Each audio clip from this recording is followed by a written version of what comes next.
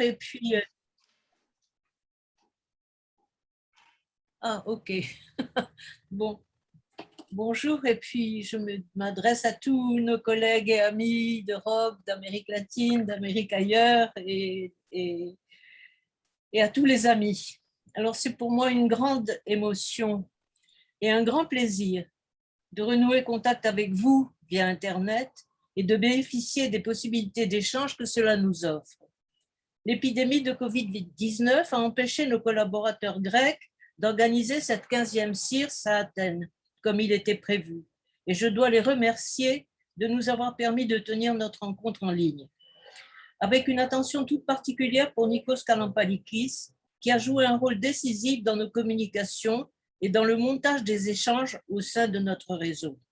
Un grand merci aussi pour tous nos collègues d'Amérique latine qui ont assuré la diffusion des informations sur la CIRS dans leur pays. Mes remerciements vont aussi à tous nos conférenciers et communicants qui représentent un large éventail de pays et viennent nourrir nos réflexions, démontrant, une fois encore, la vitalité de notre courant de recherche. Nous espérons mettre en ligne sur le réseau Emosco l'ensemble de ces échanges et offrir ainsi un espace de dialogue pour ceux qui souhaiteraient faire partager à notre communauté leurs réflexions et leurs contributions. Pour l'instant, je vous invite à écouter les premiers conférenciers qui ouvrent notre rencontre et à suivre les communications prévues dans les 2 jours qui viennent, sachant que pour chaque atelier, un espace de conversation est prévu pour permettre de s'exprimer succinctement, bien sûr, à ceux de nos auditeurs qui le voudraient. En renouvelant nos remerciements, je vous souhaite une bonne continuation. Merci.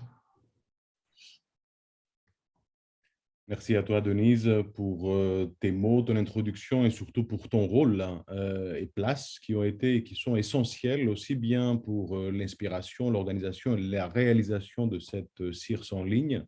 Et merci encore aux collègues de Pandion, à l'Institut des études avancées de Paris et surtout aux intervenants, aux intervenantes qui sont issus de différents pays et continents et qui tentent de tenir ce pari symbolique si important pour notre communauté lors d'une période pandémie qui a quand même bouleversé nos vies.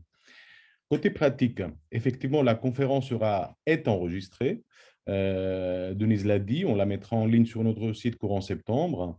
Les 3 journées commencent du coup chacune à 14h, heure française, se terminent à 18h, heure française aussi. En revanche, la plateforme Zoom, elle reste ouverte presque dès 7-8 heures du matin. Elle ferme vers 9 heures du soir, heure française, pour laisser la possibilité à chacun de tester la connexion, mais aussi pour des échanges entre le public avant et surtout après les journées de conférence. Donc, nous demandons simplement à tout le monde de respecter le timing, un timing qui malheureusement est plus serré que d'habitude à cause justement de la tenue de la conférence en ligne. Donc, tout cela est un peu étrange et certainement nouveau, et nous savons tous et toutes que ni les objets ni les idées ne sont magiques par eux-mêmes. Ils le deviennent lorsqu'ils deviennent producteurs de l'étrange. Donc, essayons de voir si nous allons y arriver. Et très bonne conférence à tout le monde. Oui, et merci Nikos, merci Denise, merci à vous tous et toutes. I will also speak in English because we're not using only French in this conference. Just a bit of housekeeping, because this is the first time, maybe not the last, that we are holding such a conference online, this time with Zoom, maybe next time in virtual environments. As we all know, there are 2 important things in the conference, well, maybe 3. One is what is said scientifically in the conference, and that's one of the reasons why we go to the conferences.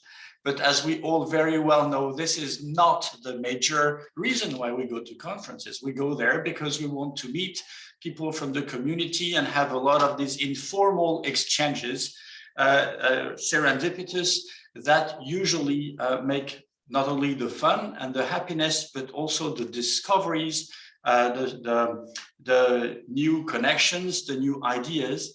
And so we were really worried in organizing this conference online, because we know that with these systems online, you mostly share the content. You don't have the relational space, like, you know, at the coffee machine, in the corridors, outside, when we go to visit, etc., etc. So the idea here is, please do also use the chat.